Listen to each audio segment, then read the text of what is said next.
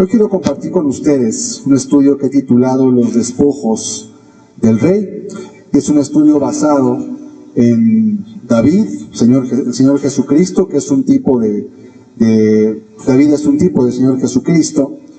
Y el objetivo de este estudio, que se llama Los despojos del rey, es mirar y comprender la grandeza de la obra del Señor Jesucristo en nuestra vida. Es decir, ¿qué es lo que Dios hizo por nosotros y qué alcance tiene en nuestra vida? ¿Cómo se manifiesta esa grandeza, esa bendición en lo que nosotros hacemos en nuestra vida?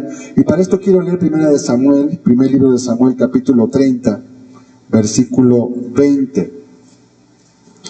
Los libros de los reyes, de Samuel, de Crónicas, son los libros oficiales de historia del pueblo de Israel hasta el día de hoy, porque contienen la historia de las monarquías, del tiempo de los jueces, del cautiverio que hubo en Babilonia, y son libros muy instructivos porque no solamente nos hablan de la historia, sino que también nos enseñan las cosas que debemos evitar y también aquellas que podemos y debemos imitar igualmente para poder recibir la bendición de Dios.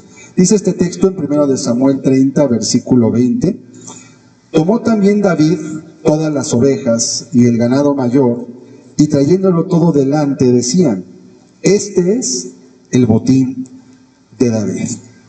Este texto está en un contexto en el cual había habido una guerra, una batalla, en la cual pues David estaba en este tiempo huyendo de Saúl. Si usted ha leído la escritura, sabrá que del tiempo en que David fue ungido como rey por Samuel hasta que él tomó el trono de Israel, pasaron casi 18 años. Fue un tiempo en el cual él era adolescente cuando fue ungido, y hubo un tiempo para madurar, para prepararse, y fue un tiempo muy duro. Hubo persecuciones, hubo escasez, hubo angustia, hubo temores de muerte. David estuvo a punto de morir en varias ocasiones, y también fue un tiempo para probar el corazón de David, de parte de Dios. Él tuvo en ocasiones oportunidades para tomar venganza por su propia mano, para hacer justicia, y él no lo hizo. Él siempre quiso esperar en Dios. Él quiso esperar que Dios hiciera las cosas, los tiempos de Dios. Y en este caso, cuando estaban en este tiempo de huida, después de haber huido de Saúl por algún tiempo y haber obtenido algunas victorias, la escritura nos enseña que llegaron unos hombres de la tribu de Amalek al campamento donde ellos se encontraban, en Siclag, una ciudad que los filisteos le dieron temporalmente, yo creo que hasta el día de hoy a los israelitas. Y estando todos los hombres de guerra afuera, llegaron estos hombres de Amón y se llevaron todo lo que tenían. Mataron a algunos y se llevaron las mujeres, se llevaron los niños, se llevaron los caballos, las ovejas, se llevaron la comida, se llevaron todo lo precioso que tenían. Y entonces todo el pueblo entró en una amargura de espíritu cuando regresaron, porque pensaban, bueno, pues ¿por qué Dios no nos cuidó? Como a veces pensamos, ¿verdad? Pensamos como que Dios nada más está ocupado en nosotros, y nosotros no somos el centro de atención de las cosas, es Dios. Y nosotros somos solamente medios, somos piezas que Él nos utiliza, instrumentos para que podamos manifestar su gloria. Y en este caso, después de que ellos fueron robados, pensaron que habían perdido todo. Incluso hablaron de apedrear a David. Estaban en tanta amargura de corazón y de espíritu que pues no entendían cómo procesarlo. Y David, que tenía un poco más de experiencia, dice la escritura que él se refugió en Jehová su Dios. Él se fortaleció en Jehová, y lo primero que hizo fue llamar al sacerdote Abiatar y decirle: consulta a Dios por nosotros. Sí, sabemos que aquí parece que no hay esperanza, y le mandó preguntar. Abiatar fue un sobreviviente de todos los sacerdotes que Saúl había matado en su desesperación por encontrar a David. Este joven huyó y estuvo con David en todo su tiempo de huida, de escape, y Dios le dijo, cuando le preguntó: ¿voy a perseguir a estos hombres? Dios le dijo: persíguelos. porque sin duda los alcanzarás y vas a recuperar todo lo que perdiste. Parecía improbable, ya se habían ido, quizá tenían horas o tal vez hasta un día, y pues para empezar, ¿a dónde se fueron? ¿Verdad? Y entonces en ese momento llegó un hombre que había quedado abandonado por los amonitas porque se había enfermado, y después de haberle dado alimentos, recobró el ánimo y les dijo: pues yo les voy a decir a dónde se fueron, porque mi amo me abandonó esperando que muriera, me enfermé y no me quisieron cuidar, me abandonaron, les dijo: se fueron por este camino. Y David vuelve a consultar a Dios y pregunta: ¿he de perseguir a estos amonitas? Y Dios le dice: persíguelos porque yo los entregaré en tu mano. Y entonces David, confiando en la palabra de Dios, con la certeza de lo que él debía de hacer en tiempos de angustia, esto nos deja una primera enseñanza muy importante. Cuando tenemos tiempos de angustia, que todos los tenemos, y si no los has tenido los vas a tener, lo importante que debemos hacer en primer lugar es consultar a Dios. Antes de levantar el teléfono y hablarle al pastor, al hermano, al amigo, al tío, a la palanca, a la ayuda, primero consulta con Dios las cosas. Porque a veces cuando nosotros queremos resolver nuestras dificultades por nosotros mismos, sucede que nos enredamos más en el problema que pensábamos solucionar. Y como decimos coloquialmente, a veces es más cara la solución que el problema mismo. Pero cuando tú consultas a Dios, puedes tener la certeza de que vas a obrar en el camino correcto. Y David así lo hizo. Y David entonces fue con sus hombres, y dice la Escritura, usted lo puede leer ahí en este capítulo, de los últimos capítulos del primer libro de Samuel, que literalmente llegaron, encontraron a todos los amonitas regados, estaban ebrios, estaban pues felices porque fue un botín muy fácil lo que obtuvieron. Solamente había mujeres, niños, algunos hombres ancianos, y llegaron, recuperaron todo lo que tenían, acabaron con todos los amonitas también. Y entonces, dice otra vez, primero de Samuel 30, versículo 20, vamos a leerlo nuevamente. Una vez que regresaron de todo esto, dijeron: tomó también David todas las ovejas y el ganado mayor, y trayéndolo delante de él, trayéndolo todo delante, decían: este es el botín de David. Vamos a orar, vamos a pedir a Dios que nos ayude para entender esta importante palabra. Padre, te damos gracias en esta hora por la vida que nos das. Gracias, Señor, por la oportunidad de venir a escuchar tu palabra, de venir a adorarte, Señor. Hoy queremos aprender todo lo que tú has hecho y entender por qué debemos vivir agradecidos, Señor, y por qué debemos vivir confiando y entregando nuestra vida a ti, Señor, sin importar las dificultades y los problemas que puedan acontecer en nuestra vida. Enséñanos a través de David, que aunque fue imperfecto en su representación, también tiene muchos ejemplos buenos a seguir que hoy queremos atender y comprender, para que nuestras vidas, Señor, en momentos de aflicción, puedan también ser llevadas a una victoria en tu nombre. Háblanos, por favor, te lo ruego, en el nombre de Jesucristo, Señor. Amén. Amén. Bien. David es un tipo del Señor Jesucristo, tanto en sus conflictos como en sus victorias. Únicamente no lo es en sus faltas, en sus pecados, porque David tuvo muchos altibajos en su vida, pero nuestro Señor fue sin mancha en este mundo. Y la Biblia dice que David fue un hombre conforme al corazón de Dios, no conforme a las obras, porque David, repito, cometió muchos errores en su reinado. Pero el corazón que David tenía es lo que Dios quiere que miremos. Y el corazón de David estaba siempre dispuesto y estaba buscando la oportunidad de cómo glorificar a Dios, de cómo obedecer su palabra, de cómo honrarlo por las cosas que él había hecho en su propia vida, y por esa causa él es un ejemplo para todo ello. Entonces, una vez que viene, vamos a poner otra vez el texto, por favor, primero de Samuel 30, 20. Dice la Escritura que regresaron los hombres de la batalla.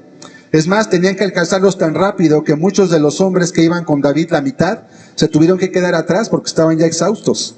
Y se quedaron con el equipaje, con las cosas que llevaban para el camino, y solamente con la mitad de soldados, aproximadamente 200, fue que ellos recuperaron todo. Y una vez que vuelven, dicen entonces: este es el botín de David. Como diciendo, él es nuestro caudillo, él es nuestro líder, y por causa de que él tuvo la palabra correcta, pues recuperamos todo. Y dice la Biblia que recuperaron sus mujeres, sus animales, sus alimentos, y hasta trajeron un botín extra todavía, que los amonitas habían sacado precisamente de otros lugares a donde habían estado también. Por lo tanto, esto nos deja ver que por nuestros esfuerzos no podemos recobrar lo que Satanás nos quitó. A diferencia de David, cuando nosotros vivimos antes de conocer a Dios, tomamos decisiones que nos hacen perder muchas cosas en nuestra vida. Nos hacen perder la inocencia, nos hacen perder la esperanza, nos hacen perder la claridad de lo que es bueno. Es más, a veces ni siquiera entendemos ya qué es bueno ni qué es malo. El mundo hoy está tan polarizado que realmente nada es bueno, nada es malo. Todo depende de quién lo haga y cómo lo haga, y todo se ha vuelto demasiado gris. No hay claros, no hay negros ni hay blancos. Y la verdad es que el pecado nos roba muchas cosas. El pecado endurece, el pecado esclaviza, el pecado insensibiliza el corazón.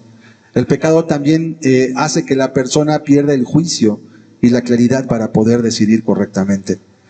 El Señor Jesucristo es quien ha recuperado para nosotros todo esto. Vamos a leer Colosenses capítulo 2, versículos del 13 al 15.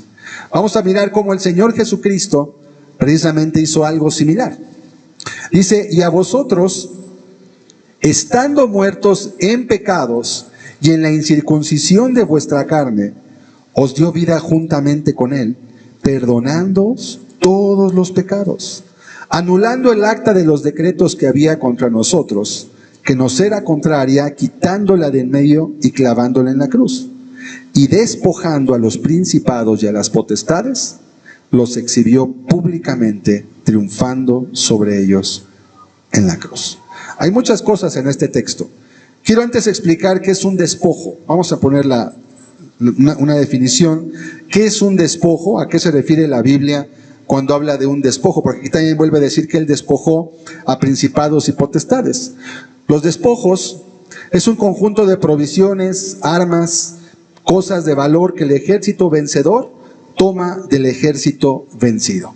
¿Sí? Son aquellas cosas de lo cual muchos soldados, de hecho, no tienen paga, se llaman mercenarios, cuando sirven en países extranjeros, y usualmente lo que ellos reciben como paga son los despojos. Mira, no te voy a pagar nada, pero todo lo que tú puedas tomar de los enemigos es tuyo y esa va a ser tu paga. Entonces, cuando dice la Biblia que el Señor Jesucristo despojó a los principados, quiere decir que después de haber luchado y haber vencido, Él les robó o recuperó, vamos a decir, porque David, ¿cómo se puede definir lo que hizo David? ¿Cómo se le llama a tomar otra vez lo que era tuyo? ¿Se podrá decir que robaste cuando le quitaste a alguien lo que era tuyo? Pues realmente no podría ser un robo técnicamente, porque eso te pertenecía a ti. Y si una vez te lo quitan a ti y tú lo recuperas, pues realmente fue un despojo, es un botín, no es un robo. Por eso decían, este es el botín de David. ¿Y cuál fue el botín? Sus mujeres, sus animales y aparte una paga extra por lo que habían luchado, porque ciertamente arriesgaron también sus vidas. Entonces, un despojo es todo lo que recupera alguien para restituirlo al que fue afectado. Vamos otra vez a Colosenses capítulo 2. ¿Qué fue lo que el Señor Jesucristo recuperó para nosotros? Vamos a leer otra vez el versículo 13 y quiero primero que veamos la condición en la cual estábamos tú y yo, si es que estamos en Cristo hoy. Dice: y a vosotros, estando muertos en pecados y en la incircuncisión de vuestra carne, os dio vida juntamente con Él, perdonándoos todos los pecados. Lo primero que hace Dios, lo primero que hizo Jesucristo en la cruz fue que nos dio vida, nos dio la capacidad de poder mirar a su palabra, de poder entender su voluntad a través del perdón de los pecados. Y les recuerdo que el perdón de los pecados se obtiene a través de dos condiciones: el arrepentimiento y la fe. Esencialmente la salvación es por fe, pero la fe siempre va precedida de un arrepentimiento genuino. Nadie puede arrepentirse de algo que no considera que es incorrecto, nadie puede arrepentirse de algo que no cree que está mal. Solamente sería hacer algo por conveniencia, y así no es. Pero una vez que tú pones tu confianza en Jesucristo, dice la Escritura que Él te perdona tus pecados. Versículo 14, ¿qué más? Anulando el acta de los decretos que había contra nosotros, que nos era contraria. ¿Qué acta de los decretos había contra nosotros? La más importante, la paga del pecado, dice la Biblia, es la muerte. Pero no solamente es la muerte eterna, también el pecado, como te comenté, nos trae consecuencias terribles en la vida.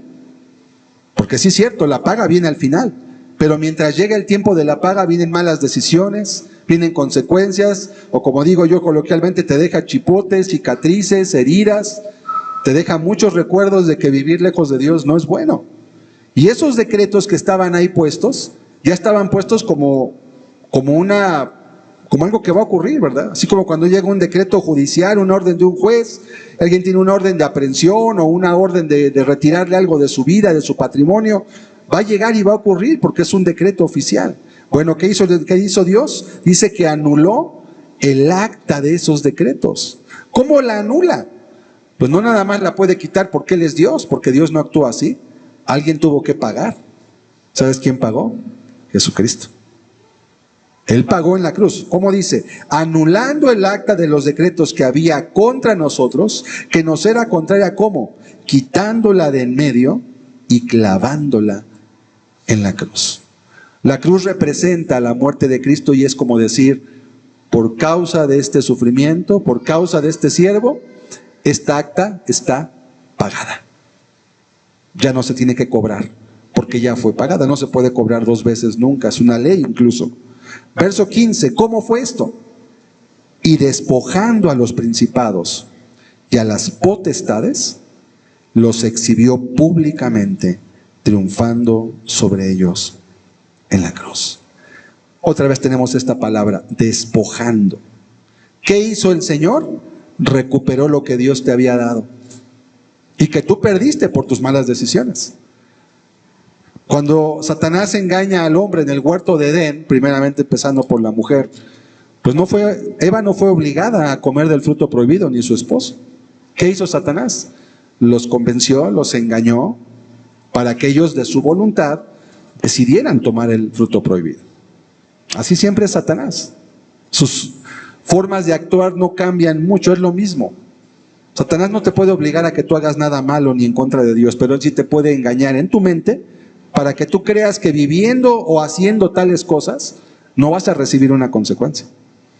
Y entonces tú de manera voluntaria, por tu propio deseo, por tu propio arbitrio, tú eliges abrirle la puerta a Satanás cuando decides someterte a sus lineamientos y le cierras la puerta a Dios porque le dices, yo no quiero vivir como tu palabra me pide. O más sutilmente, bueno, sí voy a vivir como tú me pides, pero en las cosas que me gustan y en las que no me gustan, en esas no. Y es el mismo engaño. Es lo mismo. No puedes tú vivir a la mitad de algo y pensar que perteneces a alguien. Es un engaño igualmente. Entonces, ¿qué hace Jesucristo en la cruz? Despojando a principados y a potestades, o sea, recuperando lo que era nuestro, lo que era de Dios, a través del perdón y a través de su muerte, dice la Escritura que los exhibe públicamente.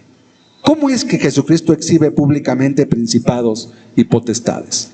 Quiere decir simplemente que cuando Él muere en esa cruz, literalmente Dios estaba pagando ante toda la humanidad el pago por nuestros pecados pasados, presentes y aún los que vamos a cometer algún día, que Dios sabe, ¿sí?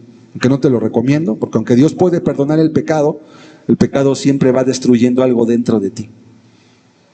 Y yo a veces escucho ese pensamiento y me da miedo porque demuestra una ignorancia, pero también demuestra una insensibilidad. Bueno, si Dios ya murió por los pecados que voy a cometer, pues entonces puedo pecar y no hay problema. Sí, pero ¿sabes qué? ¿Cuál es el problema con esto? Que el pecado te va destruyendo internamente. Va nublando tu manera de razonar. Va poniéndole una cuerda muy pequeña, muy endeble, puede parecer, a tu manera de vivir. Y el peligro es que a veces el pecado te vuelve a ser un esclavo. Creyendo que, como Dios ya me perdonó, pues entonces yo puedo vivir como yo quiero y Dios es muy bueno. Nuestro Dios es fuego consumidor.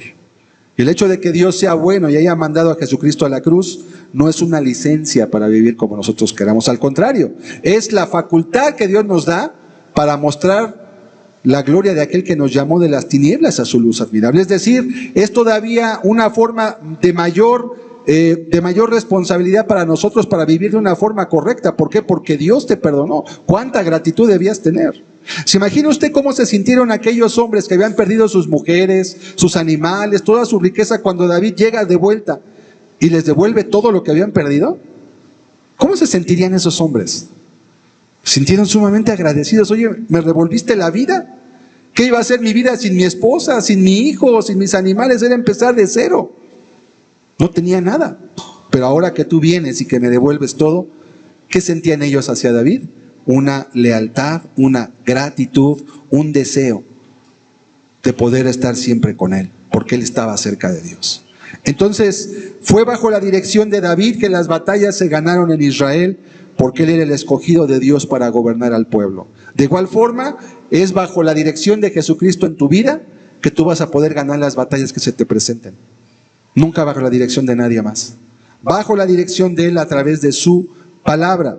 Jesucristo debe ser el capitán de nuestra salvación. Nuestra heredad es usurpada, es robada por aquel que viene a hurtar, matar y destruir. Pero Jesucristo viene para que tengamos vida. Pero hay una diferencia. Tú tienes que elegir el camino que vas a tomar. El Señor te dice, yo te quiero dar vida, pero camina conforme yo te digo. Si no caminas como yo te digo, no te puedo garantizar que te voy a dar vida, porque tus propias acciones te van a alejar de la bendición que yo te quiero dar. Todo el tiempo que David se mantuvo caminando cerca de Dios, todo el tiempo que David se mantuvo consultando a Dios, Dios le dio la victoria y nunca fue avergonzado. Es más, Saúl, cuando comenzó su reinado, ¿verdad? Dice la Biblia que él era tan penoso, se sentía tan indigno que el día que lo iban a coronar, se fue a esconder al equipaje donde venían todos los de Israel. Y no lo encontraban. Dicen, ¿dónde está Saúl? Pues lo vamos a coronar rey. Estaba escondido en el equipaje. Porque él se sentía tan pequeño, se sentía tan poca cosa. Y Dios le recordó, precisamente por eso te escogí, porque te sientes poca cosa y porque eso te va a hacer depender de mí. Y mientras te mantengas en ese papel y comprendas que yo soy el que te doy la victoria, vas a poder estar bien en tu reinado.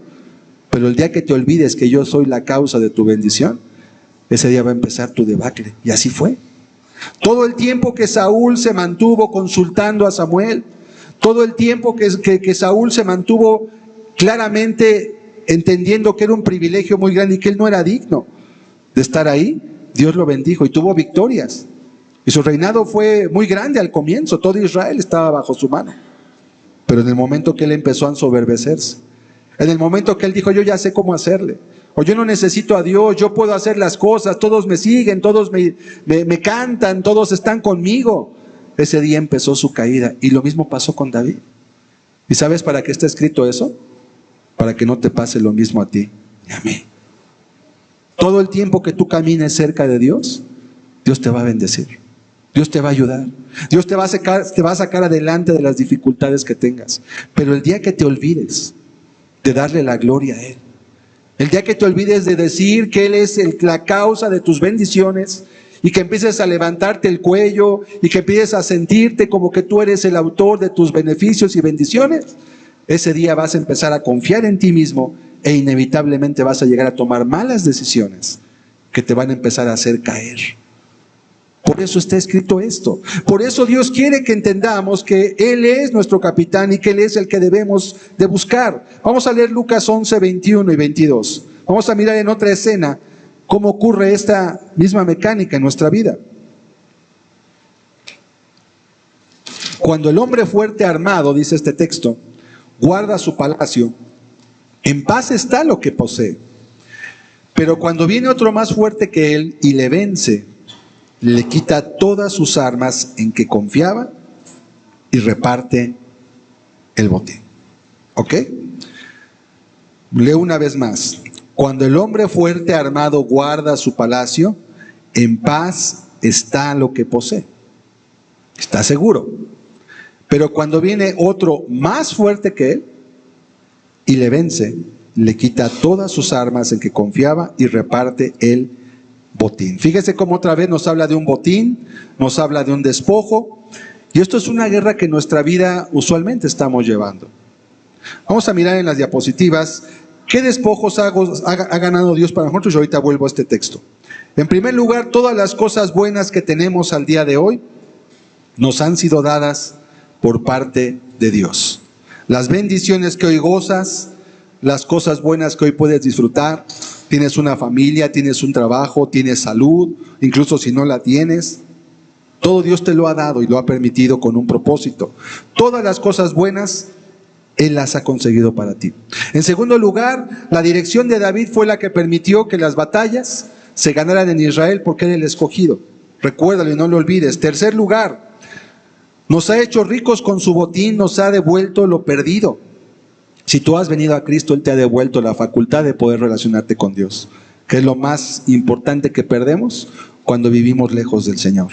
No podemos orar, no podemos entender la palabra, no podemos amar realmente, solamente amamos por conveniencia. Pero cuando Dios viene al corazón, realmente puedes amar, puedes perdonar, realmente tienes libertad para poder hacer la voluntad de Dios.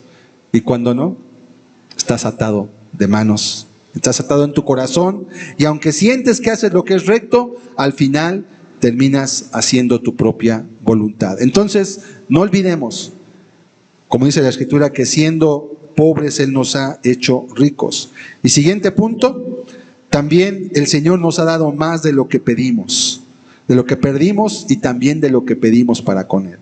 Lo que perdimos fue grande, pero lo que Él nos devuelve cuando confiamos en Él es mucho más grande todavía. Te devuelve algo glorioso y precioso. Vamos otra vez a Lucas, capítulo 11, que habíamos leído hace un momento. Cuando el hombre fuerte armado guarda su palacio, en paz está lo que posee, pero cuando viene otro más fuerte que él le vence, le quita todas las armas en que confiaba, y dice la Escritura que reparte el botín. Y eso significa en pocas palabras lo que el Señor Jesucristo hizo. Yo te pregunto, ¿cómo puede una persona librarse del yugo de Satanás en su vida? Hay personas que están atados por un pecado en su vida y eso trastorna toda su manera de vivir. Un solo pecado, una sola cosa, una amargura, una esclavitud a un deporte, a una afición, a algún pecado, ¿verdad? Al sexo, a la fama, y están tan amarrados y atados que realmente no pueden ser libres. Y saben que está mal lo que hacen. Y saben que es incorrecto lo que están haciendo y ubican que tienen que cambiar, pero no pueden cambiar. Están atados. ¿Cuántas veces unos jóvenes, ¿verdad?, metidos en una relación incorrecta, se sienten atados y no pueden hacer lo que es correcto? ¿Por qué? Porque están literalmente, como dice el texto, están amarrados, están atados por un hombre fuerte, pero dice el verso 22, cuando viene otro más fuerte que él, y este solamente es Dios el que puede hacerlo, y le vence. ¿Y cómo le vence? No le va a vencer en contra de tu voluntad, le va a vencer porque tú le pides que venga a tu vida. Le va a vencer porque tú decides someterte a su señorío, y entonces Él puede darte libertad. ¿Y qué hace? Le quita todas sus armas en que confiaba y reparte el botín. Te devuelve lo que perdiste. Efesios 1:13, otro texto más que nos enseña esta misma verdad. Efesios 1, versículo 13 y 14. Dice la palabra de Dios: en Él también vosotros, habiendo oído la palabra de verdad, el evangelio de vuestra salvación, y habiendo creído en Él, la salvación es por fe, dice, fuisteis sellados con el Espíritu Santo de la promesa, que es las arras de nuestra herencia, hasta la redención de la posesión adquirida para alabanza de su gloria. Otra cosa más que hace el Señor, vamos al verso 13 nuevamente, dice en la segunda parte, habiendo creído en Él. ¿Qué es lo que crees en Jesucristo? ¿Crees su palabra? ¿Crees las buenas nuevas de la salvación? ¿Qué hace? Fuisteis sellados con el Espíritu Santo de la promesa. Otra de las partes más importantes que en la vida del hombre es necesario para poder caminar con Dios es tener la presencia del Espíritu Santo en tu vida. Y tanto es así que Dios le dice que es un sello. Un sello es un símbolo de posesión. Es como cuando tú le pones tu nombre a un libro. Cuando le pones tu nombre, oye, los teléfonos no se personalizan y tienen tu nombre, tienen tus datos, tiene tu huella digital, es la que lo abre. Solamente es un signo de pertenencia. De igual forma también Dios dice en la Escritura que Él nos sella con el Espíritu Santo. Y entonces, ¿qué hace? Nos recuerda, tú me perteneces a mí entre tanto que camines conmigo. ¿Sí? El Espíritu Santo, como su nombre lo dice, es santo. Y mientras caminamos en santidad, podemos gozar la presencia de Dios. Si perdemos el caminar en santidad, si empezamos a admitir en nuestra vida formas de vida, acciones, pensamientos en nuestro corazón que no son correctos, el Espíritu Santo se contrista. Primero nos advierte, nos lleva al arrepentimiento. Nos dice, mira, esto que estás haciendo no me gusta. Mira, esta relación que tienes no está bien. Mira, esto que estás haciendo en tu vida, en tu trabajo, en tu familia, en tu matrimonio, no es correcto. Cámbialo. Quítalo. Y Dios te llama la atención. Dios te habla a través de una predicación, a través de un sueño. Dios te habla a través de la escritura. Dios te habla a través de tantas cosas que puedes tú ver. Y Él te va a advertir, aléjate de eso. Cuando tú decides obedecer lo que Dios te pide, Él se mantiene cerca de ti. Cuando tú decides rechazar lo que Dios te pide que hagas, aunque puede parecer inocente, puede parecer hasta no bueno, ¿verdad? Como decimos, las cosas malas que parecen buenas, o las buenas que parecen malas también. Entonces Dios, que es sensible, se empieza a alejar de ti. Eso le pasó a Saúl, eso también le pasó a David. Y le pasó a todos los reyes. Pero Saúl y David son emblemáticos porque tuvieron un reino que estuvo unido todo ese tiempo. Todavía Salomón también. Pasó lo mismo con él. Es por ello tan importante el estudio del Antiguo Testamento. Como le decía al comienzo, no solamente los libros históricos son libros de historia oficial del pueblo de Israel hasta hoy, de la nación, sino que son también una enseñanza práctica de lo que va a ocurrir en nuestras vidas, para bien o para mal. Y lamentablemente, cuando ese Espíritu Santo en nuestra vida no está sellándonos, ahora también recordemos algo muy importante: ni David ni Saúl tuvieron el Espíritu Santo como un sello en sus vidas. En el Antiguo Testamento el Espíritu Santo solamente venía en ocasiones particulares, pero no moraba en la vida de ellos. ¿Por qué? Porque no había un botín tan grande que permitiese que el Espíritu morase en la vida de los cristianos. Por eso dice la Escritura en Jeremías 31, vamos a ponerlo, ese texto no lo mandé, pero vamos a leerlo, Jeremías 31, versículos del 31 al 33. Por eso, cuando vemos toda la devastación que hubo en el pueblo de Israel, cuando los reyes, y que aunque hubo profetas, aunque hubo personas que les llamaron la atención y a veces volvían, se arrepentían, hacían cambios, pero volvían a caer. Y también recordemos que cuando leemos el libro de los libros históricos, estamos leyendo siglos. A veces pasamos de un capítulo a otro y decimos, ay, otra vez volvió a hacer lo mismo el rey, que no entienden, sí, pero ya pasaron 30 años. Ya pasó toda una generación de vida que vivieron y murieron. Tenemos que ubicarnos perfectamente. Fíjense cómo dice Jeremías 31, versículo 31. Y por eso la promesa de ese sello del Espíritu Santo es tan importante y es un despojo que el Señor ha conseguido para nosotros en nuestra vida. Dice la palabra de Dios en este texto: he aquí vienen días, dice Jehová, en los cuales haré nuevo pacto con la casa de Israel y con la casa de Judá. Era lo que era el reino de Israel, ¿sí? Haré, dice, nuevo pacto. ¿Por qué? Porque aquí estaban bajo el pacto antiguo, todavía. Pero dice, van a venir días en los que voy a hacer un nuevo pacto. Verso 32. No como el pacto que hice con sus padres el día que tomé su mano para sacarlos de la tierra de Egipto. Porque ellos invalidaron mi pacto, aunque fui yo un marido para ellos, dice Jehová. Y ahora vamos a ver cuál fue ese pacto. Verso 33, pero este es el pacto que haré con la casa de Israel después de aquellos días, dice Jehová. Daré mi ley en su mente y la escribiré en su corazón. Y yo seré a ellos por Dios y ellos me serán por pueblo. Verso 34, y no enseñará más ninguno a su prójimo, ni ninguno a su hermano, diciendo, conoce a Jehová. Porque todos me conocerán, desde el más pequeño de ellos hasta el más grande, dice Jehová, porque perdonaré la maldad de ellos y no me acordaré de su pecado. ¿Sabe qué significa estos versículos? Es lo que dice Efesios, que leímos hace un momento en Efesios 1, 13 y 14. Es el sello del Espíritu Santo. No va a darle las leyes en una tabla de piedra como lo hizo a Moisés. La va a escribir directamente en su corazón. No les va a dar el temor únicamente como una enseñanza, sino que lo va a dar como un anhelo en la vida. Y esa es la razón de por qué una persona, cuando está realmente caminando en Cristo, ¿por qué se mantiene lejos del pecado? No es por miedo al infierno, no es por miedo a la ira de Dios, también es un estimulante, pero la razón real de por qué un cristiano mantiene una vida recta es porque esas leyes están en su corazón como algo que él necesita, así como respirar, él necesita vivir de esa forma. Y cuando vive lejos de esa manera que Dios le ha dado, rápidamente empieza a sentirse como un pez fuera del agua. ¿Te has fijado qué pasa con un pez cuando lo sacas antes de que sea un pescado, verdad? ¿Qué hace cuando lo sacas del agua? Empieza a moverse, a coletear, empieza a abrir el hocico. ¿Para qué? Para buscar jalar el agua que él necesita para obtener oxígeno, y cuando no puede, se asfixia, se muere. Así es la vida del cristiano cuando no hace lo que Dios le pide. Se empieza a sentir como un pez fuera del agua. Y esta promesa es tan grande que dice, ninguno va a decirle a otro, conoce a Jehová. ¿Sabe cuál era el objetivo del sacerdocio levítico? Llevar a los hombres a Dios. Pero cuando este pacto llegara, iba a ser tan glorioso y tan grande que toda esta labor del sacerdocio levítico ya no iba a ser necesaria, porque Dios mismo se iba a revelar a cada uno en su corazón.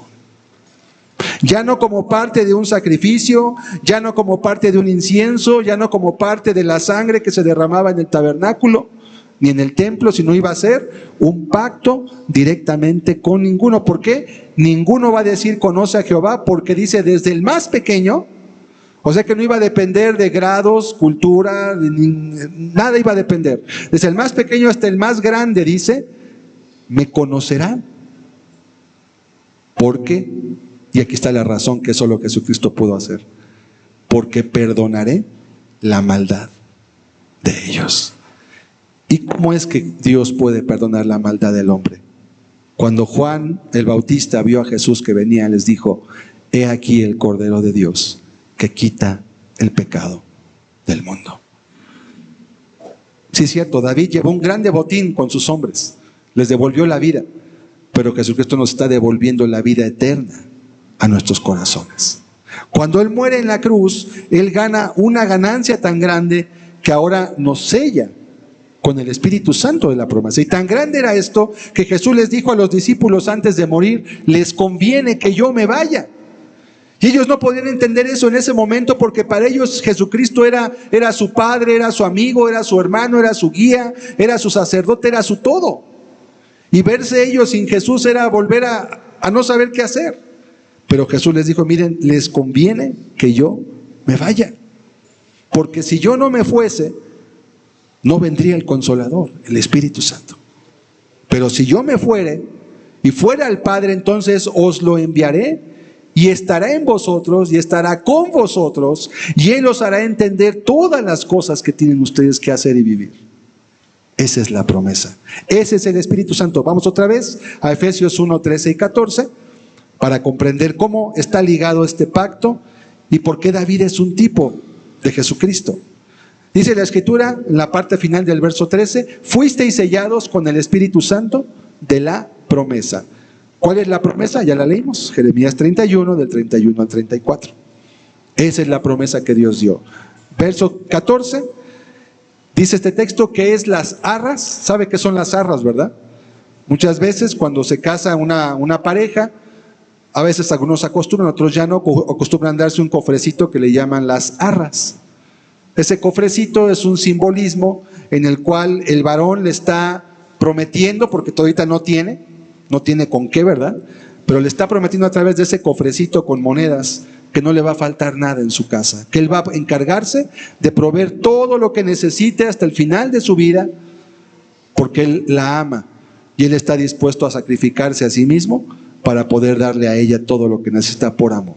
Esos son las arras. La arra es un pacto todavía no cumplido. Te prometo que te voy a sostener, pero ahorita no tengo cómo, pero yo voy a ver la forma en cómo cumplirte todo lo que te estoy prometiendo. Bueno, Dios le llama al Espíritu Santo, Él es las arras, es la promesa de que un día vamos a estar en su presencia.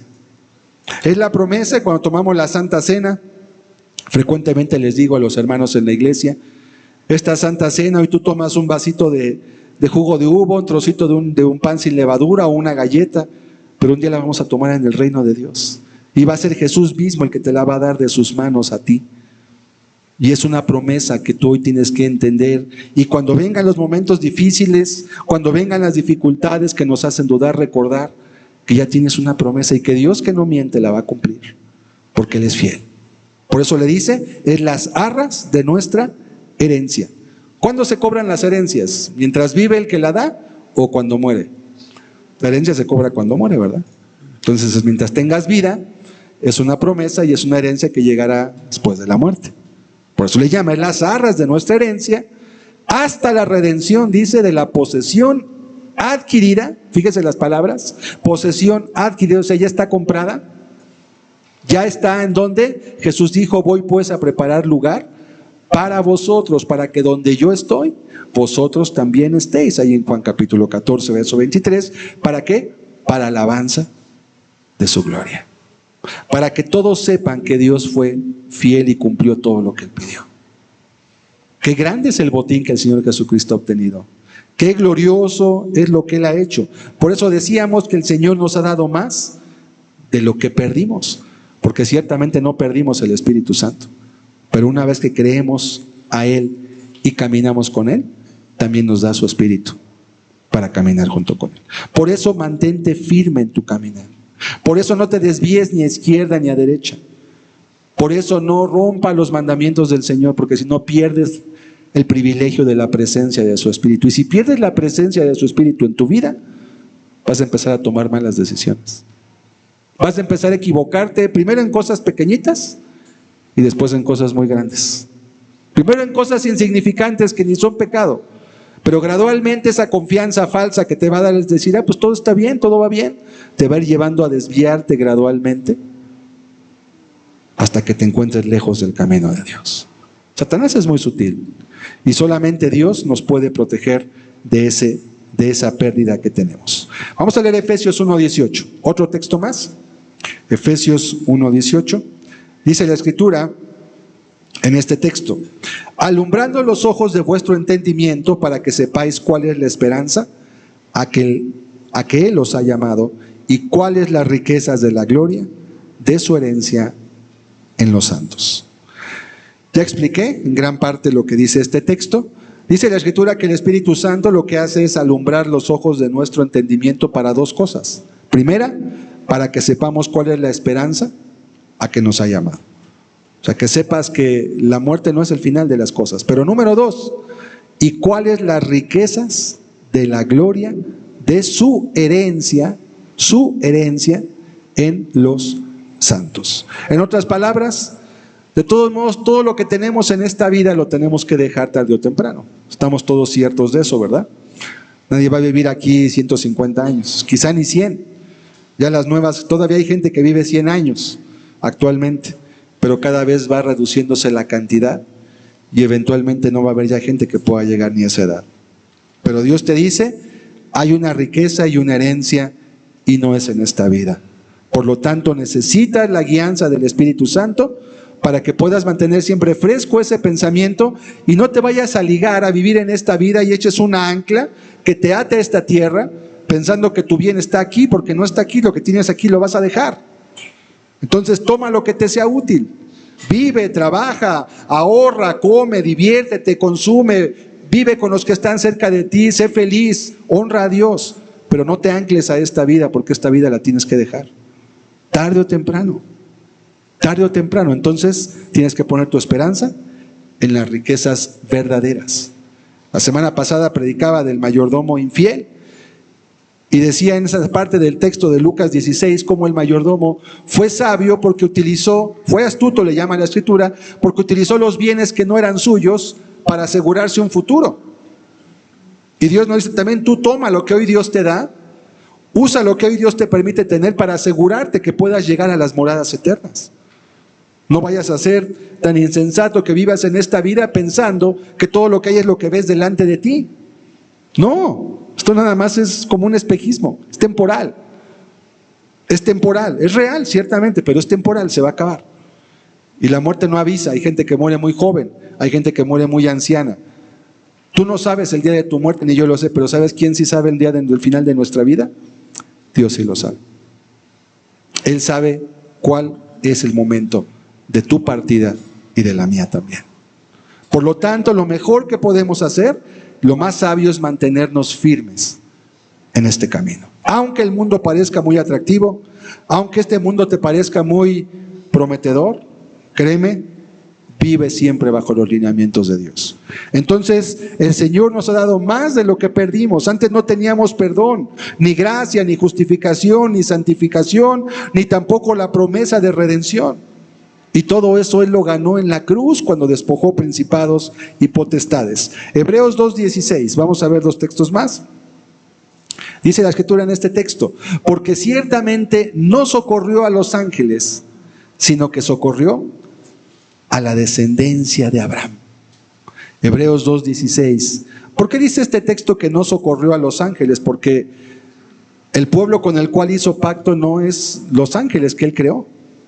Somos tú y yo. Socorrió, dice, a la descendencia de Abraham. Esto quiere decir que esta redención es una joya invaluable. Su precio pasa desapercibido a la mayoría. Muchos no pueden ver cuál es el precio de esa redención y por lo tanto no lo anhelan, no luchan por ello, no, cuando lo tienen no lo valoran, ¿verdad?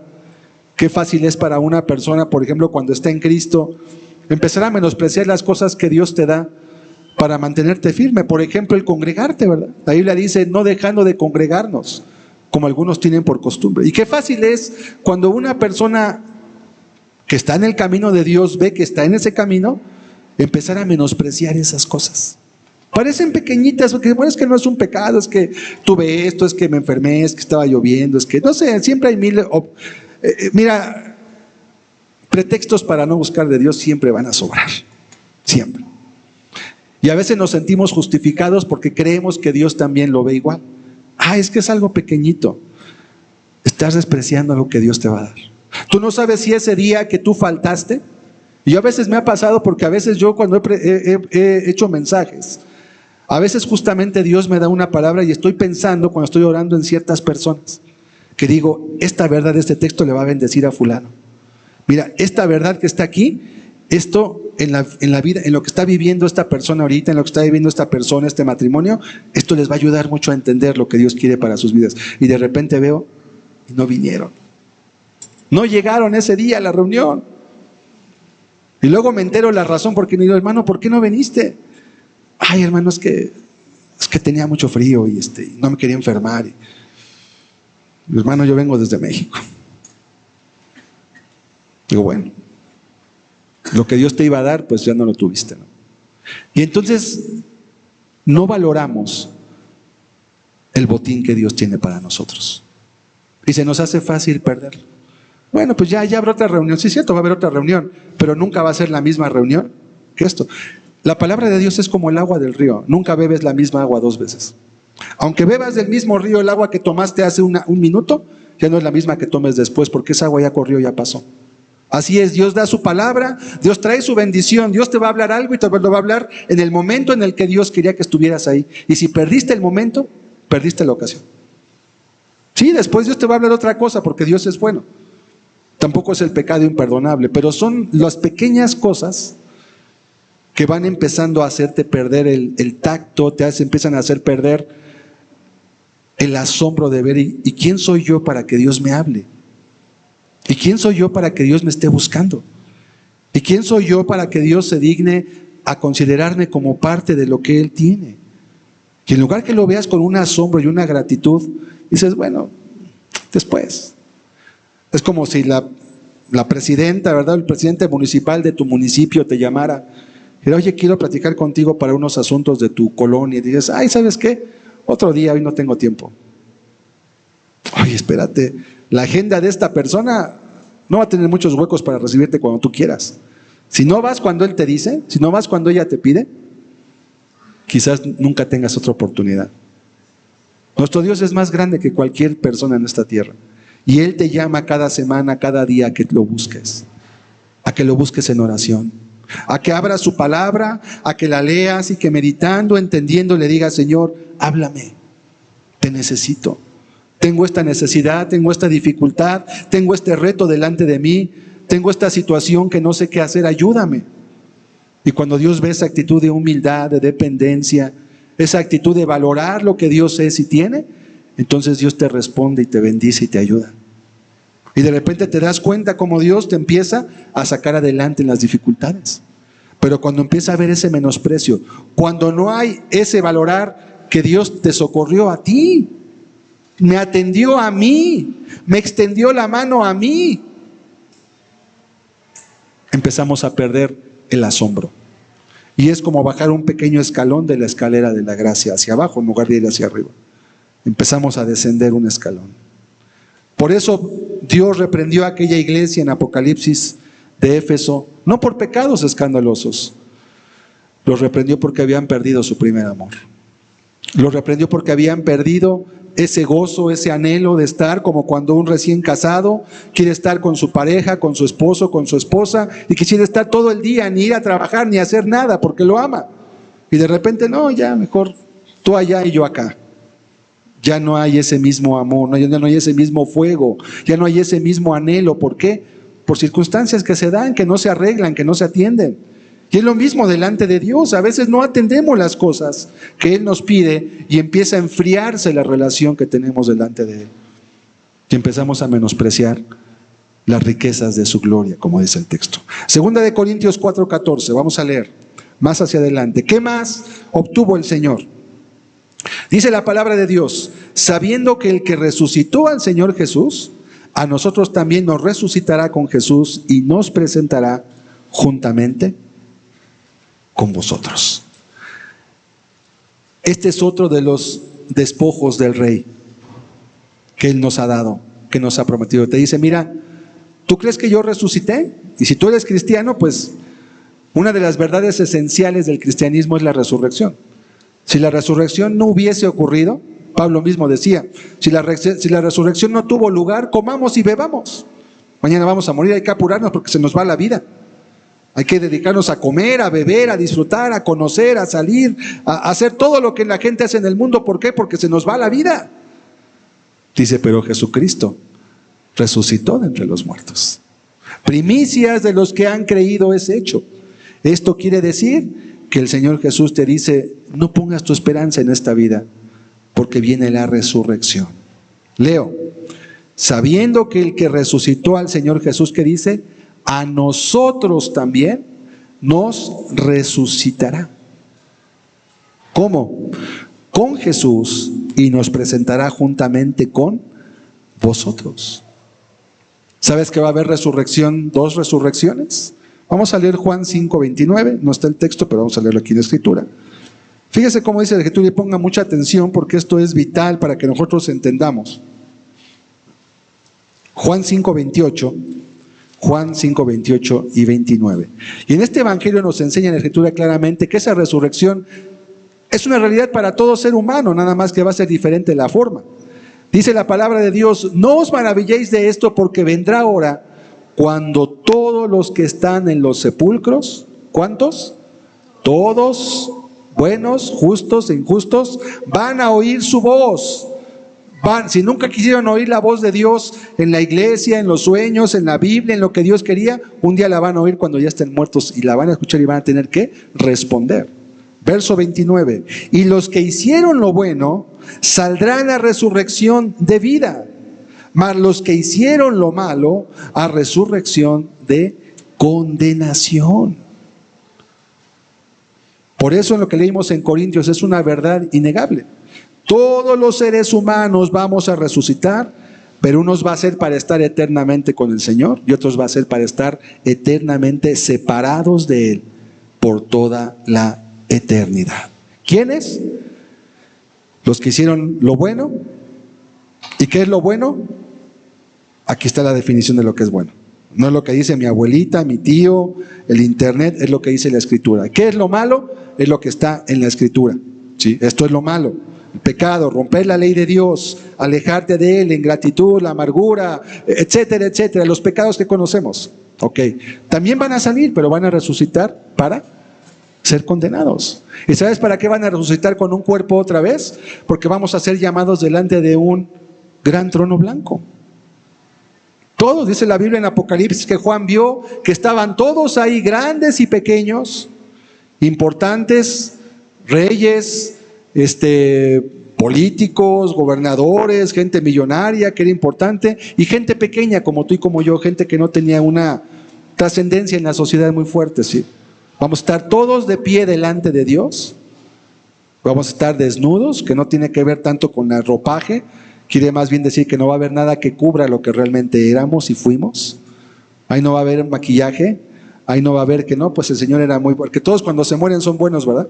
No, murió el Señor, no, era bien buena gente, y cuando vivía, hoy ojalá que ya se muera, decían. Pero cuando se mueren todos son buenos. No, ahí no va a haber maquillaje, ahí todos van a ser tal cual son. Y todos, dice la Biblia, que seremos juzgados por lo que está escrito en este libro. Y se va a abrir un libro que se llama el libro de la vida. Y los que están escritos en él van a ser puestos a la derecha del Señor. Y los que no están escritos en él van a ser puestos a la izquierda del Señor. Y Dios va a llamar a los de su derecha y les va a decir: venid benditos de mi Padre. Porque tuve hambre y me disteis de comer. Tuve sed y me disteis de beber. Estuve enfermo y desnudo, etcétera, etcétera, y me visitasteis, me alimentasteis. Pero también les diré a los de la izquierda: apartaos de mí, les va a decir, malditos, al fuego eterno preparado, ¿para quién? Para el diablo y sus ángeles, no para ellos. El infierno no fue creado para ti. Dios creó el cielo para ti y para mí. Pero tus propias decisiones te hacen alejarte de lo que Dios preparó y te hacen ir al camino de lo que Dios no preparó. Sería correcto decir que Dios... Voy a poner una parábola muy sencilla. ¿Tú crees que el gobierno de México hizo la cárcel para ti? ¿Para tu hijo? ¿Para tu nieto? Pues no, ¿verdad? ¿Qué hizo el gobierno para la gente? Escuelas, deportivos, áreas verdes, pero también hizo cárceles. Ahora, si el gobierno hizo una cárcel, ¿la hizo para ti?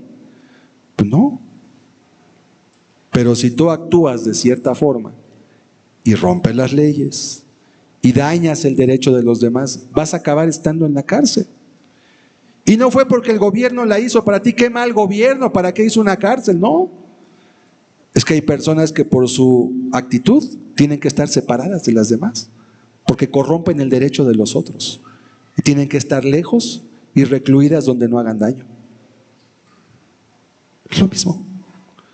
El infierno fue creado para Satanás y para sus ángeles, no para ti. Pero si tú persistes en caminar a tu manera, si tú persistes en no buscar a Dios, si tú persistes en no acercarte a los beneficios que Cristo ya ganó y quieres caminar como tú quieres, ignorando la voluntad de Dios, vas a acabar ahí. Pero no es porque Dios quería eso para ti, es porque tú mismo caminaste y viviste de tal forma que lo que mereces es estar ahí. ¿Por qué? Es como cuando dicen los niños, ¿verdad? Es que el maestro me reprobó. Los maestros no reprueban, nada más califican. Tu desempeño es el que te reprueba, no el maestro que te sacó, te puso el 0 o el 5 o el 4 o lo que haya sido.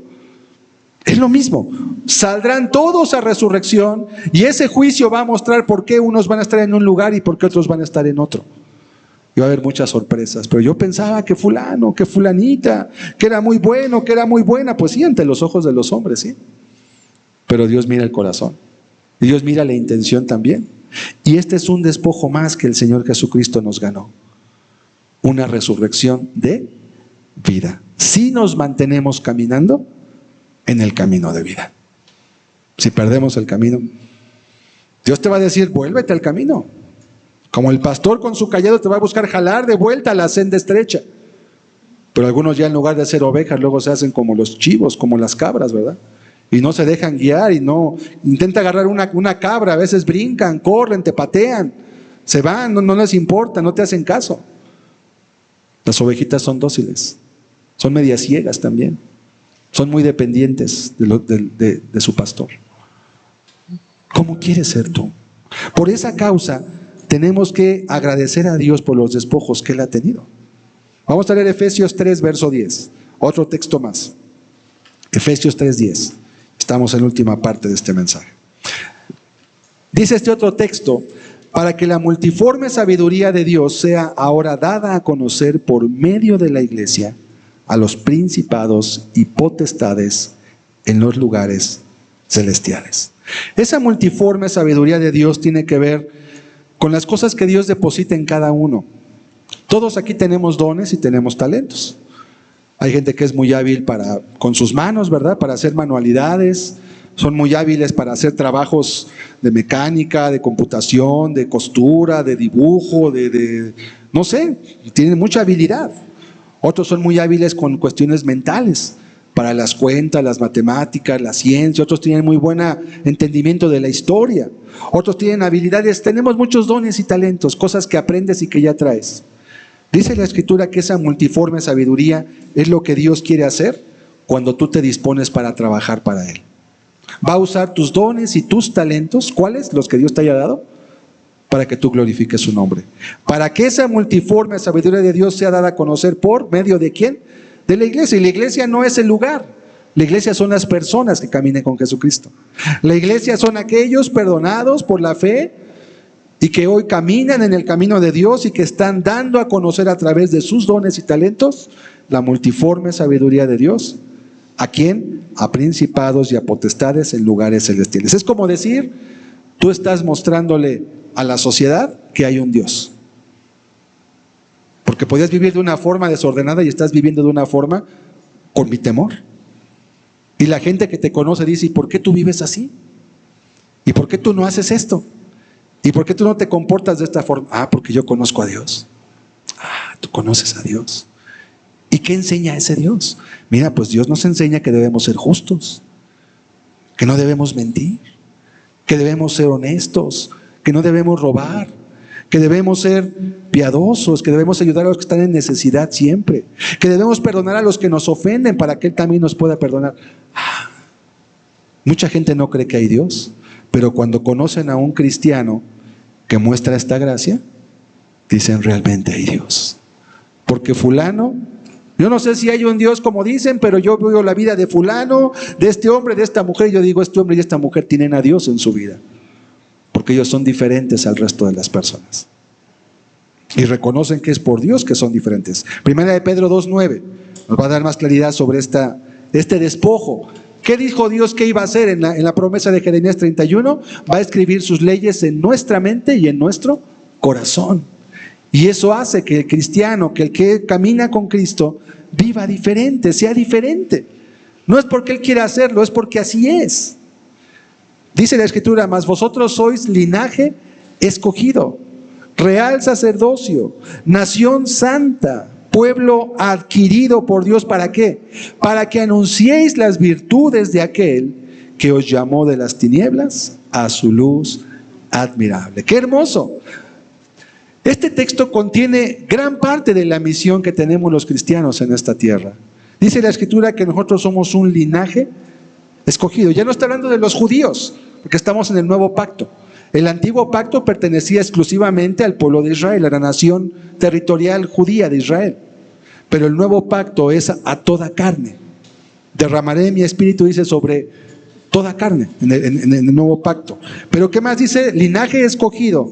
2, real sacerdocio. Los sacerdotes se encargaban de acercar lo divino a los hombres.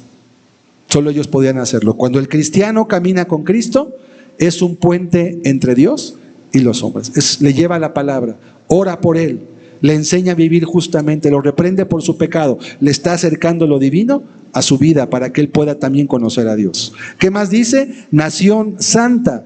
¿Qué significa santa? Santo significa apartado. Un pueblo que vive de una forma diferente a las reglas y las leyes que en la sociedad las personas tienen. ¿Por qué? Porque ellos son parte de esa nación santa adquirida por Dios. ¿Qué más dice? Pueblo adquirido. ¿Qué es adquirido? La palabra adquirido en griego también significa comprado. Significa también redimido. Quiere decir que tú sabes que eres de Dios porque Él te perdonó tus pecados, porque Él murió por ti en la cruz. Y ahora ya no es más tu vida. Pablo decía, ya no vivo yo, mas vive Cristo en mí. Y lo que ahora vivo en la carne, lo vivo en la fe del Hijo de Dios. ¿Por qué? Porque Él me amó y se entregó a sí mismo por mí. Entonces no puedo yo seguir viviendo como el Saulo que era. Y por eso muchos de estos hombres, aún sus nombres les fueron cambiados. Porque el viejo nombre hasta les recordaba lo que ellos eran antes. Pero el nuevo nombre les recordaba la obra que Dios ya había hecho en ellos. Ya había un nuevo nombre. Después de que Jacob luchó con Dios y venció, Dios le cambió, le dijo, no será más Jacob tu nombre, sino será Israel, porque has luchado con Dios y has vencido. Y Dios tocó su cadera y descoyuntó su cadera también, y él empezó a caminar diferente. Es una parábola todo esto. Una muestra de cómo cuando tú te encuentras con Dios y realmente permaneces en su presencia, tu forma de vivir va a cambiar. Tu forma de ser va a ser transformada por Dios. ¿Qué más? ¿Para qué es todo esto? Para que anunciemos las virtudes de aquel que nos llamó de las tinieblas. ¿Quién es este? Es Dios. ¿A qué nos llamó? A su luz. Y dice la Biblia que es una luz admirable. ¿Qué significa admirable? Que la quieres ver. Es como el atardecer o el amanecer. Yo no sé si a ti te pasa. Muchas veces voy a hacer ejercicio muy temprano cuando está saliendo el sol, y aunque voy manejando, a veces me detengo a sacar una foto para mirar cómo va saliendo el sol. O la luz que alumbra los volcanes, ¿verdad? Se ve preciosa en la mañana y es algo admirable. Y no me canso de verlo. Lo podría ver diario y diario diría, qué hermoso. Es precioso, eso es admirable. Es algo que nunca te cansas de alabar y nunca te cansas de ver, aunque sea el mismo paisaje, porque cada día son nuevas sus misericordias. Cada mañana, literalmente. A nosotros, vamos a ver en la diapositiva el último punto. ¿Qué más despojo debemos gozarnos de parte de Dios? Por eso son los despojos del Rey. Último punto. Dice este punto: seremos testigos a todo mundo de la sabiduría más escogida y del amor, poder y fidelidad de Dios para nuestra vida. Es decir, Dios te ha llamado para que tú seas testigo, no como los testigos de Jehová, no, para que seas testigo de ¿qué? Aquí dice claramente, de su sabiduría, de su poder, de su amor y de su fidelidad. Es decir, para que cuando otros te conozcan y vean tu vivir, simplemente tienes que ser, nada más. Ser lo que eres cuando amas a Cristo. ¿Sabes qué va a ocurrir? Otros van a decir, realmente Dios existe. Realmente Dios ha transformado la vida de este hombre, de esta mujer, de este joven, de esta jovencita, porque en su actuar y en su vivir, yo veo algo que es admirable. Es de admirar. La santidad se admira, ¿sabías? Y se admira no por sí misma, se admira por lo que produce en el corazón del hombre. Y el Espíritu Santo, el fruto del Espíritu precisamente es eso. ¿Sí? Entonces, ¿qué es eso lo que Dios quiere de nosotros? ¿Qué quiere de nosotros Él a cambio de tan grande botín? ¿Qué espera Dios de ti y de mí? A veces decimos que no tengo nada que darle a Dios. Bueno, sí es cierto. Quizá no tenemos nada bueno porque nuestras obras han sido malas, pero sí tenemos una cosa que Dios anhela de nosotros. Es nuestro corazón. Cuando hablo del corazón me refiero a tu voluntad. A que tú decidas. Es como cuando vas manejando muy cansado y le pides a alguien más que maneje y sabes que toma tú el volante. Y te pasas tú al otro asiento, al del copiloto, y dejas que la otra persona tome el control y te estás entregando tu vida en su mano. Porque Él va a llevar el control del vehículo y te puede llevar a la vida o te puede llevar a la muerte. Cuando tú le entregas a Dios tu corazón, tus dones, tus talentos, tus ofrendas, pero antes que nada tu corazón. El diezmo, la ofrenda, como Abraham le entregó a Melquisedec, es un tipo de nuestra ofrenda a Dios. Vamos a ver este último pasaje en Génesis 14, versículos 18 al 20. Porque también no solamente David es un tipo de Cristo. Hay otro hombre en la Biblia de nombre Melquisedec, cuyo pasado y vida también son un misterio porque es un tipo de Cristo también. Dice la Escritura: entonces Melquisedec, rey de Salem y sacerdote del Dios Altísimo, sacó pan y vino. Es un tipo de la Santa Cena que Jesús hizo al final de su vida. Y le bendijo diciendo: bendito sea Abraham del Dios Altísimo, creador de los cielos y de la tierra. Y bendito sea el Dios Altísimo que entregó tus enemigos en tu mano. Y le dio a Abraham los diezmos de todo. Es curioso porque este hombre Melquisedec, dice la Escritura que no tenía padre ni madre. Y no quiere decir que no fuera extraterrestre o algo así, quiere decir que no tenía un pasado sacerdotal. No tenía, porque no había sacerdocio levítico. Este evento ocurre antes de que Abraham llegase a la tierra prometida. Ocurre antes de que Abraham fuese parte del pueblo escogido por Dios. Abraham era un hombre de Ur, de los caldeos. Ur es una tierra pagana. Ur es una tierra donde se adoraban ídolos y Abraham estaba ahí en medio. Y Dios lo llama, y en el camino en el que va hacia la tierra prometida, hacia Canaán, él tiene este encuentro después de una guerra en la cual Dios también lo libró, donde él con sus siervos que habían nacido en su casa, también tomó un botín muy grande que también le había sido arrebatado, igual que David. Parece que los problemas son necesarios para que nuestra vida madure. Y sin dificultades y problemas no podemos realmente hacer lo que Dios espera de nosotros. Por eso dice la Biblia que cuando estemos en medio de problemas, que tengamos sumo gozo. Pero la verdad es que nadie quiere ese gozo. Nadie quiere el gozo de las aflicciones y los problemas. Pero es necesario, es indispensable. ¿Qué hizo entonces? Melquisedec dice rey de Salem y sacerdote del Dios Altísimo. No había una religión todavía. No había pueblo de Israel. No había todavía 10 mandamientos. Moisés ni había nacido. Entonces, ¿cómo era sacerdote del Dios Altísimo? Sacó pan y vino y le bendijo diciendo, bendito sea Abraham. Fíjese que su nombre Abraham todavía no está cambiado. El nombre que se le da después es Abraham, que es padre. Abraham significa padre enaltecido. Pero Abraham quiere decir padre de multitudes. Dios le cambió el nombre porque Dios lo llamó a ser la fuente de una nación, de varias naciones de hecho. Todos los descendientes de Jacob, Israel, pero también los de Esaú, todos los pueblos árabes también son parte de la descendencia de Dios. Y dice la Escritura que le dijo, bendito sea Abraham del Dios Altísimo, creador de los cielos y de la tierra. Y bendito sea el Dios Altísimo que entregó tus enemigos en tu mano. Y dice al final, y le dio a Abraham los diezmos de todo. ¿Quién le dijo a Abraham que diera diezmos de eso? No había ley. No había leyes levíticas, no existía el mandamiento de dar un diezmo. Eso también nos deja ver que la enseñanza de los diezmos no es una enseñanza del antiguo pacto. Aquí no había pacto todavía. Repito, Moisés ni había nacido. Es una forma de honrar a Dios con lo que Dios nos da. Es de reconocer que de Dios tenemos todo lo que tenemos y que de Él son todas las cosas y realmente a Dios no le damos. Solamente le regresamos un poco de lo que es de Él para que seamos buenos administradores. Dice el texto, y le dio a Abraham los diezmos de todo. ¿Había una ley? ¿Había un mandamiento? ¿No? ¿Y quién era Melquisedec? Es un tipo de Cristo. Porque Jesucristo también hizo de nuestro sumo sacerdote, pero ¿cuál era la tribu a la cual Dios llamó para ser sacerdotes y levitas en el Antiguo Testamento? Era la tribu de Leví. ¿Y de qué tribu pertenecía el Señor Jesucristo y David? De la tribu de Judá. No tenían derecho para ser ellos sacerdotes ni levitas. Por eso Melquisedec no tenía tampoco un pasado sacerdotal. No tenía ningún nexo con una cadena de un sacerdocio anterior. Porque los que servimos a Dios en espíritu y en verdad le tenemos que servir.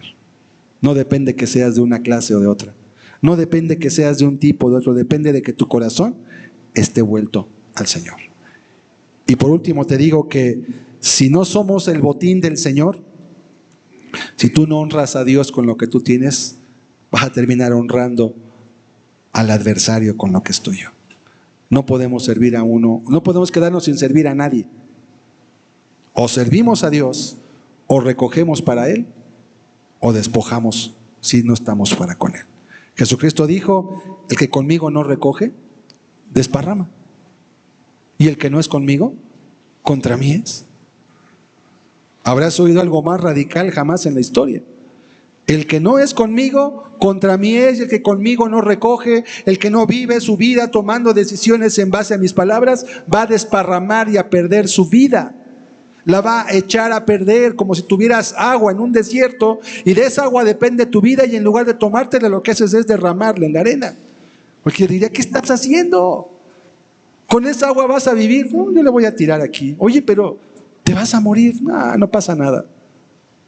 Dirías, ¿qué estás haciendo? Estás perdiendo tu vida. Que conmigo no recoge, desparrama. Concluyo en Josué 24:14. Quiero concluir con esta llamada precisamente que Josué hizo a su propio pueblo cuando ellos, ya habiendo tomado la tierra y habiendo llegado al lugar en el cual Dios les prometió que iban a estar, habiendo cumplido Dios su palabra, Josué llama a todo el pueblo y les da una palabra profética. Una palabra que sigue teniendo vigencia hasta el día de hoy y que no pasa de moda, porque Dios es el mismo de ayer, de hoy y por todos los siglos. Dice la Escritura: ahora pues, temed a Jehová y servidle con integridad y en verdad.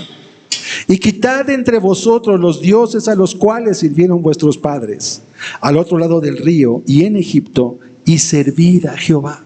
Fíjense cómo la invitación primeramente es: mira, teme a Jehová, sírvele con integridad y en verdad. No lo hagas por conveniencia, no lo hagas por miedo al infierno, no lo hagas porque te dice tus papás, no lo hagas porque te dice tu esposo o tu esposa. Hazlo de verdad, porque realmente Él es digno de que tú lo honres. Él merece tu vida, Él es digno. Pero tienes que hacer algo: quita de tu vida los dioses a los cuales sirvieron tus padres. Quita las costumbres, las acciones, los procederes, las malas cosas que heredamos de nuestra familia. Seguramente hay cosas buenas que heredamos de nuestra casa.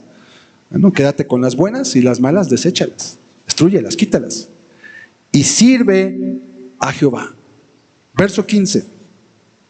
Y si mal os parece servir a Jehová, escogeos hoy a quién sirváis. Fíjense, como al final no es una imposición. Si te parece duro, si te parece demasiado difícil el camino de Dios porque tienes que negarte, ¿verdad? Ok, escoge a quién vas a servir. Si a los dioses a quienes sirvieron vuestros padres quieres vivir como ellos, quieres acabar como ellos cuando estuvieron al otro lado del río, o a los dioses de los amorreos en cuya tierra habitáis, pero yo y mi casa serviremos a Jehová.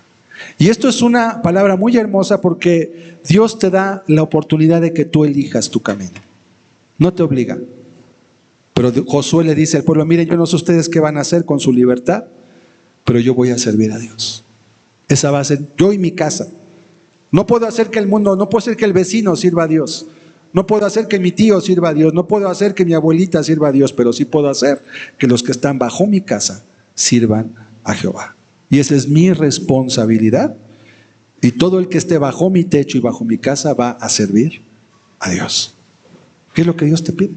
Y al final Él hizo lo que Él dispuso en su corazón.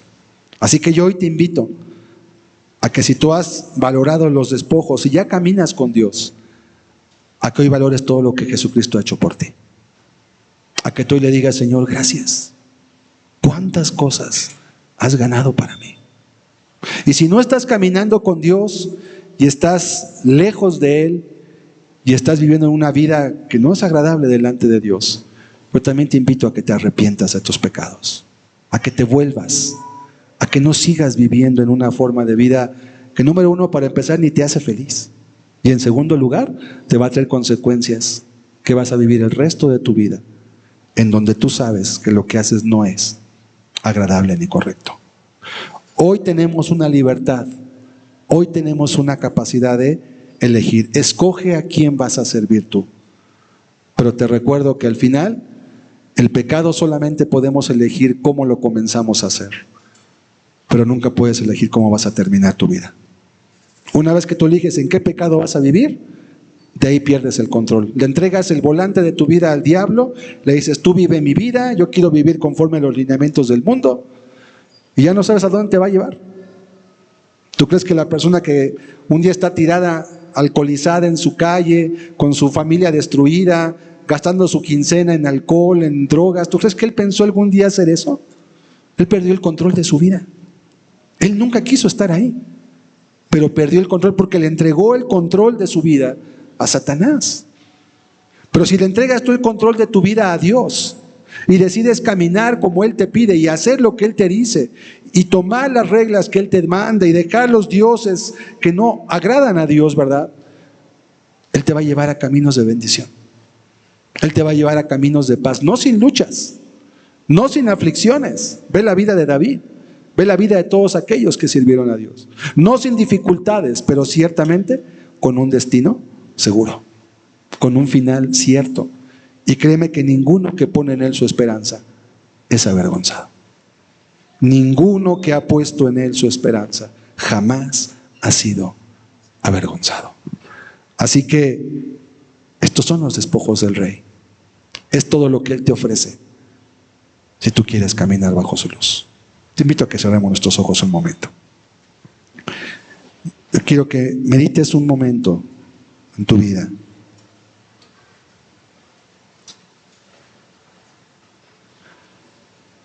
A que tú veas por un momento y contemples todas las cosas que Dios ha hecho por ti. No sé si tengas claridad, si tengas certeza, pero Jesucristo ganó y despojó principados, despojó potestades, y lo hizo para traerte a ti sus despojos, para llenar y bendecir tu vida de forma tan amplia que tú pudieras hoy decir: cuán glorioso es Jesucristo. Por eso en los cielos le han coronado y le sirven, porque Él realmente ganó una grande victoria. De los santos la visión es gloriosa, de Álvaro de Dolores hoy,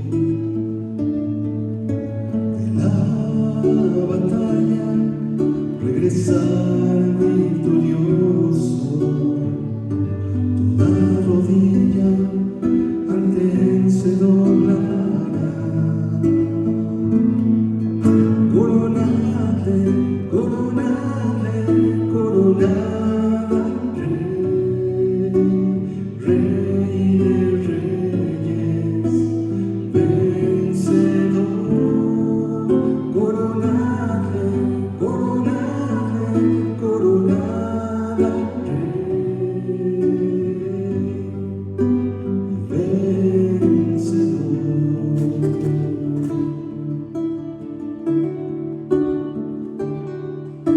Los pecadores escarneciéndole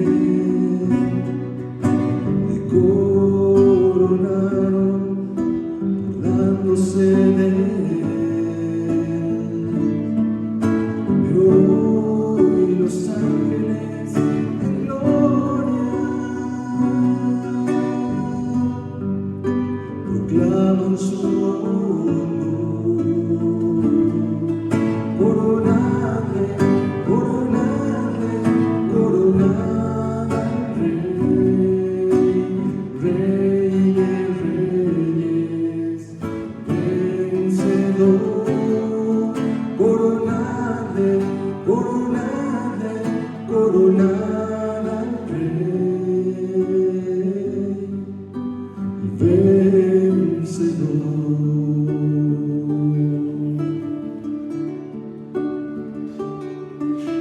Escucha el estallido de la exclamación, escucha la voz fuerte de su triunfo hoy. Jesús toma el puesto más alto. Oh, qué gozo la visión produce en mí. Coronale, coronale, coronale, Rey de reyes, vencedor. Coronale, coronale, coronale, vencedor.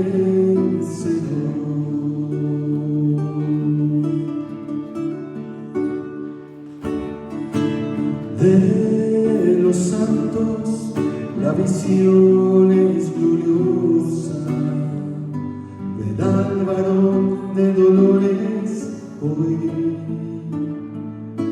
de la batalla, regresar victorioso.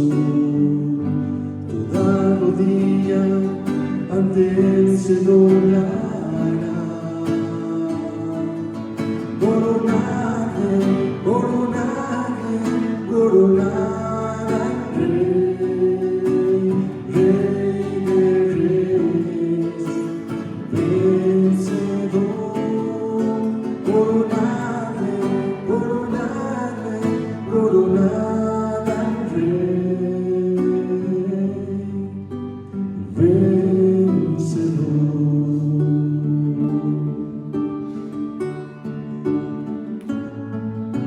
Los pecadores escarneciéndole le coronaron, burlándose de él. Pero hoy los ángeles en gloria proclaman su honor. Coronarle, coronarle, coronar al Rey, Rey de Reyes, vencedor. Coronarle, coronarle, coronar al Rey,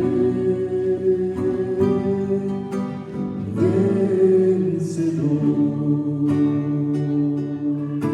Escucha el estallido de la exclamación, escucha la voz fuerte de su triunfo hoy.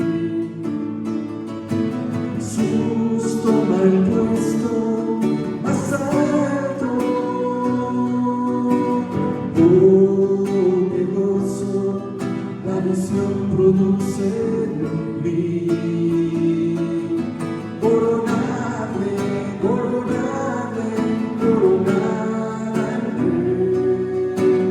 Rey, Rey de Reyes, vencedor. Coronarle, coronarle, coronar al Rey, vencedor.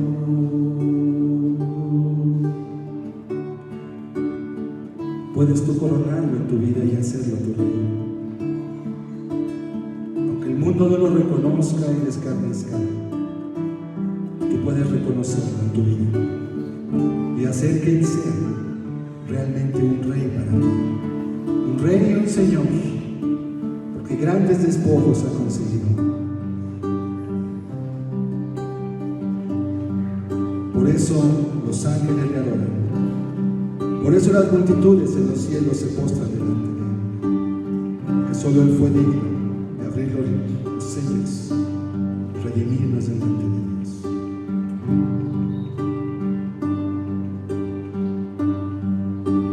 Vengo a derramar mi perfume ante ti. Tengo palabras para agradecerte. Rescataste, nueva vida me diste, hoy derramo mi perfume ante ti.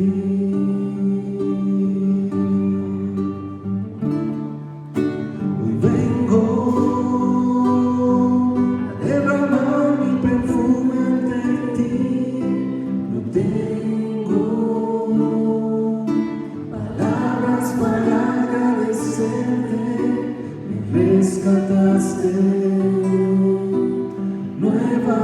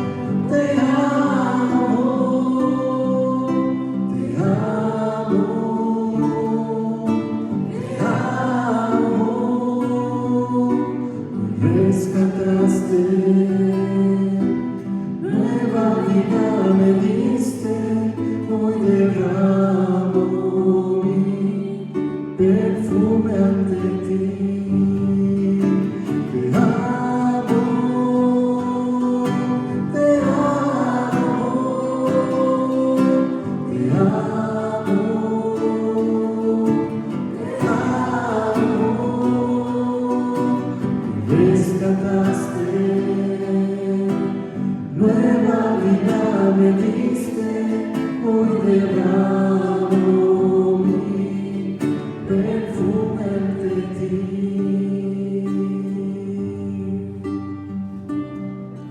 Dad gracias de corazón, dad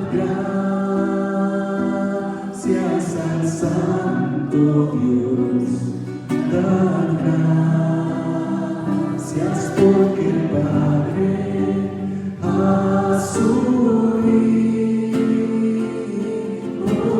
dio. Dad gracias de corazón, dad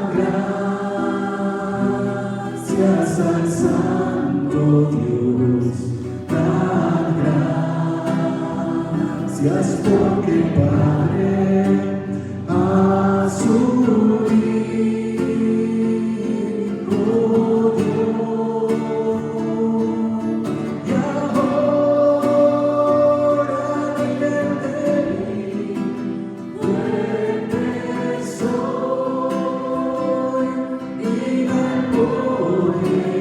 rico soy, por lo que hizo el Señor por mí.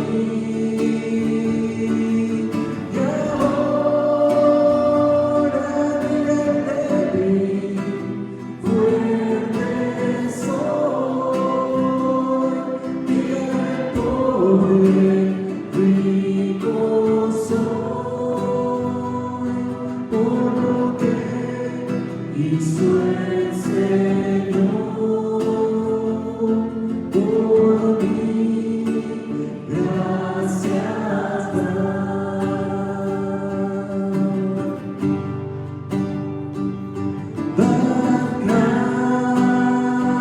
gracias de corazón, dad gracias al Santo. Gracias, Señor. Dad gracias porque el Padre a su Hijo dio. Y ahora liberte mí, fuerte soy, y pobre, rico soy, por lo que hizo el Señor por mí. Y ahora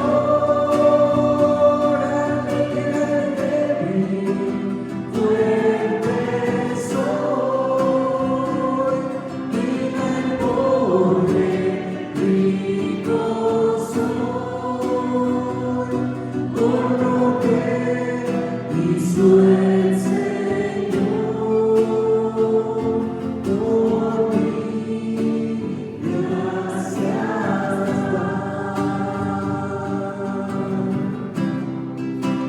gracias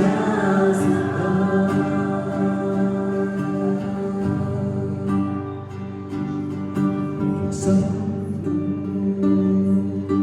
Santo, al precioso Cordero de Dios. Exalto, exalto, al precioso Cordero de Dios, al que vive, vive y reina, vive y reina en mi corazón.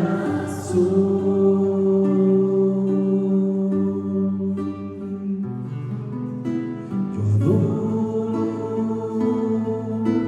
adoro al precioso Cordero de Dios. Yo adoro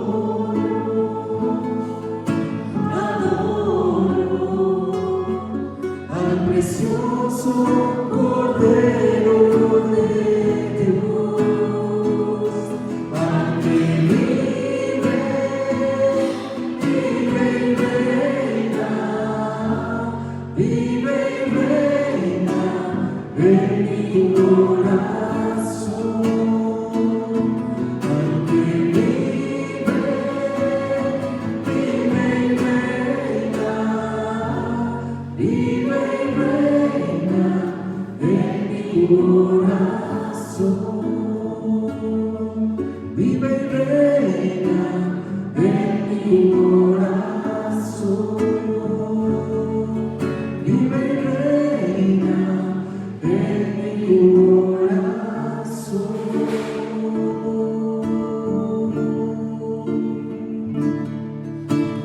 Gracias, Señor, por todo lo que has ganado para nosotros. Gracias por esos despojos, Señor, que han cambiado nuestra vida, ante la cual, Señor, tú has transformado nuestro ser.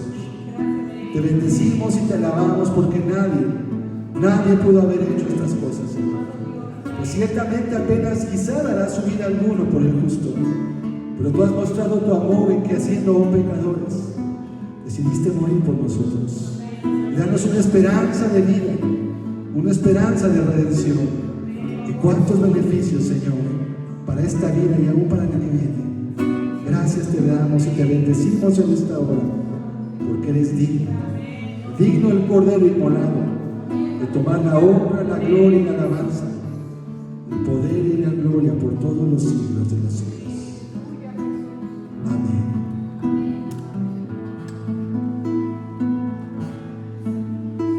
Gloria a ti, Señor Jesús.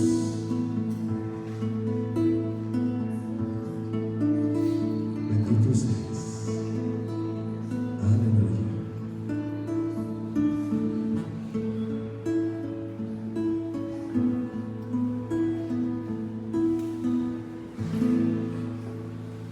Alabado seas por siempre, Señor.